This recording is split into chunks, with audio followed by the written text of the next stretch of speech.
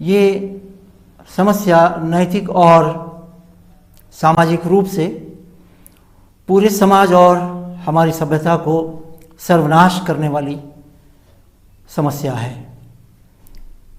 आज हमारे देश के अंदर बुद्धिजीवी और कई संस्थाएं इस बात का प्रयत्न कर रही हैं कि ये समस्या समाप्त हो, लेकिन दूर दूर तक इस समस्या के समापन के कोई लक्षण नज़र नहीं आते।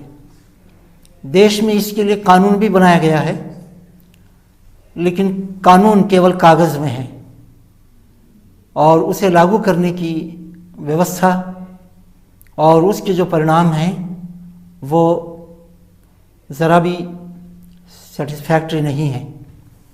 इसमें कानून नाकाम हो चुका है और सफल नहीं हो सका।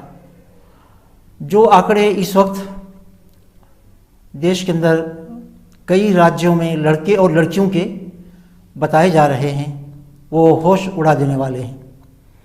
पंजाब, हरियाणा, दिल्ली, राजस्थान और गुजरात और इसी तरह से चंद और राज्य हैं जहां 1000 लड़कों पर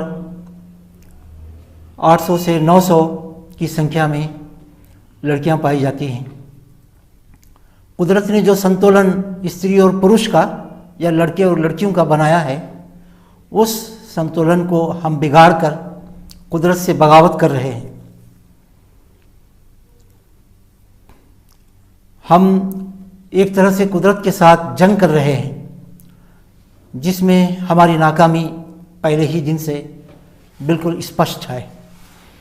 कन्या भ्रूण हत्या एक प्रकार से सभ्यता और मानवता का मर्डर है, लेकिन लड़की होने के कारण इसकी एबॉर्शन की जिम्मेदारी जिस डॉक्टर पर है और जो टेस्ट होते हैं लैब टेक्नीशियन की जो जिम्मेदारी है और इसके ऊपर प्रेशर डालने वाले जो उसके घर के लोग हो सकते हैं, उन सब पर कोई किसी किस्म का कानून और कोई दंड और सज़ा उनको नहीं है। वो बिल्कुल आज़ाद रहते हैं, न कोई गिरफ्तार होता है और न कोई किसी को सज़ा मिलती है। कन्या भ्रूण हत्या के कारण क्या क्या हैं, इसे भी हम देखने की और समझने की कोशिश करें। एक तो यह है कि हमारे समाज के अंदर बेटा और बेटी या लड़का और लड़की में फ़र्क किया जाता है और इसमें लड़के को जो यहाँ इम्पोर्टेंस दी जाती है वो लड़की या बेटी के लिए नहीं है। जन्म में और उसकी पालन पोषण में और उसकी शिक्षा दीक्षा में और फिर उसके जीवन के आगे के भाग में लड़के को जो इम्पोर्टेंस है वो किसी भी सूरत से लड़की के लिए, बेटी के लिए नहीं है। एक तरह का डिस्क्रिमिनेशन हमारे समाज के अंदर पाया जाता है। और दूसरी तरफ ये बात बहुत ज़्यादा फैला दी गई है कि ख़ानदान छोटा होना चाहिए, इसके लिए बर्थ कंट्रोल करना पड़े तो किया जाए, लेकिन परिवार और परिवार के अंदर जो लोग हैं वो कम से कम हों। अब कम से कम अगर होना है तो बेटी क्यों हो? लोग सोचते हैं कि बेटा ही होना चाहिए कि वो हमें कमा कर लाएगा और बुढ़ापे में हमारा सहारा बनेगा और हमारी देखभाल करेगा। सहारा बनता है या नहीं बनता है और देखभाल कितनी करता है ये तो आगे का विषय है, लेकिन सोच या मानसिकता ऐसी बनी हुई है, माइंडसेट ऐसा बना हुआ है कि लड़का काम आएगा, इसीलिए छोटा भी ख़ानदान अगर होना है तो उसमें बेटा ही चाहिए, बेटी नहीं चाहिए। और तीसरी बात यह है कि हमारे समाज में शादी के अवसर पर जो डौरी दी जाती है उसने इस समस्या को और ज़्यादा गंभीर बना दिया है। हम और आप देखते हैं कि डौरी के नाम पर एक ज़बरदस्त डिमांड की एक लिस्ट आती है लड़के वालों की तरफ से और लड़की का बाप मुश्किल से उसको पूरा कर पाता है। कर्ज लेना पड़ता है या कोई जायदाद को बेचना पड़ता है या फिर कोई और व्यवस्था करके वो किसी तरह से लड़के वालों के डिमांड को पूरा करना चाहता है। तो इसमें भी एक सोच डेवलप हो रही है कि जब लड़की के लिए डाउरी इतनी सब कुछ देनी है तो लड़की का ना होना ही अच्छा है। तो शादी मुश्किल और महंगी हो गई है। इसीलिए कई जगहों पर पोस्टर भी लगाए जाते हैं कि आज चंद हज़ार रुपये खर्च करो और आने वाले दिनों में लाखों के खर्च से बच जाओ। लाखों का खर्च शादी का है और चंद हज़ार रुपये का खर्च एबॉर्शन का है। टेस्ट करा के बेटी होने वाली है तो उसको एबॉर्शन कराना है। आज की स्थिति यह है कि देश में कानून बना हुआ है। 1994 में prenatal diagnostic test act 1994 बना हुआ है, लेकिन इस पर किस तरह से अमल हो रहा है या इसको कैसे लागू किया जा रहा है, आप देखें कि सन 2006 से लेकर 2008 इन 2 वर्षों में केवल 125 केस रजिस्टर हुए हैं और वो 125 केसों में 10 केस मात्र उसमें अपराधी घोषित किया गया या जजमेंट आया और कुछ सजा हुई या ज़मानत पर छूट गए। इसका मतलब ये हुआ कि हमारे भारत की 35 स्टेट्स और यूनियन टेरिटरीज़ ये कुल मिलाकर हमारे देश में इस कानून पर अमल करने की स्थिति में 10 केस पूरे भारत में 2 वर्षों में ये अपराधी डिक्लेयर हुए हैं। एक बात इसमें यह भी कही जाती है कि गरीब लोग, समाज के पछड़े लोग, बेटियां होंगी तो वो उनका खर्च कैसे संभालेंगे। लेकिन दुख की बात है और चिंता की बात है कि ये समस्या गरीब लोगों की नहीं है। जो बहुत धनी लोग हैं, पूंजीपति लोग हैं, वो अपनी परिवार को कम से कम बना रहे हैं और वो बेटियों से छुटकारा पाना चाहते हैं और एबॉर्शन कराते हैं। एबॉर्शन कराने में माँ की जान को भी खतरा है और उसकी सेहत के लिए भी खतरा है। और इसी में झोला छाप डॉक्टरों की भी बनाई है। पैसों के लालच में वो बहुत आसानी के साथ वो सारे काम करते हैं जिनको कानून ने मना किया है और जिनसे स्त्रियों की जान को बहुत बड़ा खतरा है, लेकिन उन्हें इसकी कोई परवाह नहीं। एक सर्वे ये बताता है कि 2020 तक हमारे देश में 25 मिलियन ये मेल सरप्लस मेल होंगे, यानी 25 मिलियन ऐसे लड़के या ऐसे युवक होंगे जिनके लिए दुल्हनें हम कहीं से ला नहीं सकते हैं। ये कितनी चिंताजनक बात है कि आज वाइल्ड लाइफ प्रोटेक्शन इसका नाम लेकर जंगल के पेड़ पौधे और कुछ प्राणियों की जो रेयर स्पेसीज हैं उनको बचाने और उनकी जान को जो भी खतरा है उससे दूर करने के लिए नेशनल स्तर पर भी और अंतर्राष्ट्रीय स्तर पर भी कोशिशें हो रही हैं, मूवमेंट्स चलाई जा रही हैं, NGOs इसके लिए स्थापित की गई हैं और इन सब का वाइल्ड लाइफ प्रोटेक्शन का कानून बना हुआ है। उसे लागू किया जाता है कानून को। लेकिन सोचिए कि एक बेटी की हत्या होती है तो समाज हरकत में नहीं आता। इसके लिए समाज में आज क्या हो रहा है और बेटी की जीने का अधिकार छीनने का किसको इख्तियार मिला है और कहाँ से मिला है और इस पर समाज में क्या कोशिशें हो रही हैं। सोचने की बात है कि क्या हम मानव समाज हैं या एक दानव समाज और एक राक्षसों का समाज हम बन गए हैं, जहाँ हत्या भी इस तरह से हो रही है तो कोई इसका नोटिस लेने के लिए तैयार नहीं। कई घटनाएं ऐसी सामने आई हैं कि जो क्लिनिक अल्ट्रासाउंड टेस्ट वगैरह करते हैं उनके आस-पास में हम देखते हैं कि वहाँ गड्ढे खोदकर बच्चियों को वहाँ हत्या के बाद दबाया गया पॉलीथीन बैग में। तो कुत्ते आए और उन्होंने खोद कर निकाला और पॉलीथीन बैग मुंह में दबाकर या वो बच्चियों का उनकी बॉडी को वो नोच कर खाने लगे। यहाँ पश्चिमी देशों की इस ख़तरनाक सोच से भी हमें अवगत रहना चाहिए कि वो चाहते हैं कि भारत एक बहुत बड़ी मार्केट है, यहाँ कंडोम्स और कॉन्ट्रासेप्टिव्स को यहाँ बहुत बड़ा बिजनेस उसका हो सकता है। और फिर वो हमें बिल्कुल हाई स्कूल और कॉलेज लेवल पर चाहते हैं कि सेक्स एजुकेशन को लाकर उस जिस तरह से उनके यहाँ एक सेक्सुअल अनार्की है, वैसा ही वातावरण हमारे देश में भी वो पैदा करना चाहते हैं। भाइयों और बहनों, इसका इस्लामी उपाय क्या है, इसके बारे में चंद बातें मैं आपके सामने रखना अवश्य समझता हूँ कि स्त्री के बारे में इस्लाम की जो सोच है, इस्लाम का जो दृष्टिकोण है, वो बहुत महत्व है। लेकिन इससे पहले देखिए कि अरब में जब बेटी पैदा होती तो क्या किया जाता था। बेटी पैदा होती तो अरब के लोग, उस समाज के लोग उसे गड्ढा खोद कर उसी में ज़िंदा डाल देते, या कभी ऐसा करते कि उसे जन्म लेने के बाद मारते और कुत्ते के आगे डाल देते, या बेटी को जन्म लेने के बाद उसे ले जाते पहाड़ की ऊंचाई पर जाकर वहाँ चोटी से उसे फेंक देते।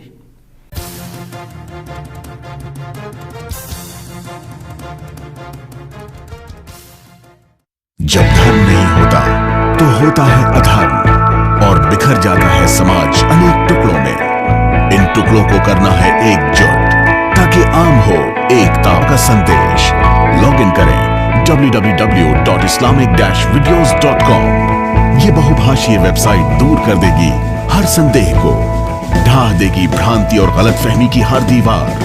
जाने पहचाने चेहरे खोलेंगे ये राज, इस्लाम, शांति और अमन का पैगाम। लॉग इन करें www.islamic-videos.com।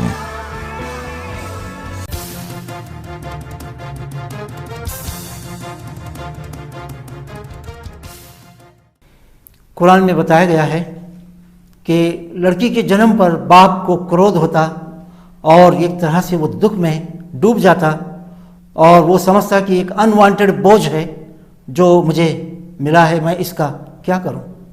कुरान में बताया गया कि जब उनमें से किसी को बेटी के जन्म की शुभ सूचना दी जाती है तो वो चेहरा उसका काला पड़ जाता है और वो घुटा घुटा सा रहता है और सोचता है कि इसे कहाँ दबाऊं और इसे कैसे ख़त्म करूं। कई ट्राइब्स अरब समाज में ऐसे थे जो ये विचार करते थे कि बेटी का पैदा होना, जन्म लेना और फिर उसके लिए हमें एक दामाद को ढूंढना, दामाद बनाना हमारे लिए शर्म की बात है। इसीलिए वो विवाह से पहले जब अभी जन्म लिया है तो इसे बाकी रहना ही ठीक नहीं, इसे ख़त्म कर देना चाहिए। तो इस समस्या को दूर करने या इसका समाधान इस्लाम ने किसी कानून के आधार पर नहीं किया, बल्कि ईमान के आधार पर किया कि अल्लाह ईश्वर है जो किसी को बेटे देता है और किसी को केवल बेटियां देता है और किसी को दोनों मिलाकर देता है और किसी को दोनों से भी वंचित रखता है। उनके पास औलादी नहीं होती। किसी का पुरुष बनकर पैदा होना या स्त्री बनकर पैदा होना ये किसी के हाथ में नहीं है, ये मनुष्य के या किसी के हाथ में नहीं है, ये केवल ईश्वर अल्लाह के हाथ में है। वो जैसा चाहता है वैसे जन्म देता है। तो इस्लाम ने माइंडसेट को बदला, सोच धारा या विचारधारा इसको बदला कि स्त्री कोई बोझ है, बेटी कोई मुसीबत है और बेटी से छुटकारा पाना चाहिए। इस विचारधारा को बदला और ये बताया कि देखो, जिस तरह से बेटा है उसी तरह से बेटी है और ये बेटी अल्लाह की नियामत है और ईश्वर अल्लाह की रहमत है, उसका वरदान है और ये खुशनसीबी है कि उसने किसी को बेटी अगर दी है तो वो अल्लाह की रहमत उसके पास आई है। फिर इसके साथ इस्लाम ने ये बात बताई कि अल्लाह की दृष्टि में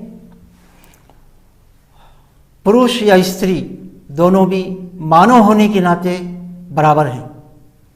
कुछ बड़ा छोटा नहीं है। एक और गलतफहमी या भ्रांति को इस्लाम ने दूर किया है, और वो ये है कि बेटियां पैदा होंगी, जन्म लेंगी तो उनकी रोज़ी रोटी का क्या प्रबंध हो सकता है, ये हम पर भी एक बोझ है। तो इस्लाम ने बताया, कुरान में स्पष्ट कर दिया गया कि गरीबी के कारण तुम अपनी संतान की हत्या न करो। अल्लाह है जो तुम्हें भी रोज़ी देता है और उन्हें भी रोज़ी देने वाला वही ईश्वर अल्लाह है। इस धरती के ऊपर जितने प्राणी हैं उन सारे प्राणियों को रोज़ी देने वाला अल्लाह है, ईश्वर। और ये बहुत बड़ा महापाप है कि केवल रोज़ी रोटी की चिंता करते हुए अपनी ही संतान को अपने हाथों से कोई उसकी हत्या करे। इसलिए कुरान में गारंटी दी गई कि जो तुम्हारा पैदा करने वाला है ईश्वर अल्लाह, वो तुम्हें भी रोज़ी देगा और इसमें किसी की कोई परेशानी किसी को नहीं होनी चाहिए।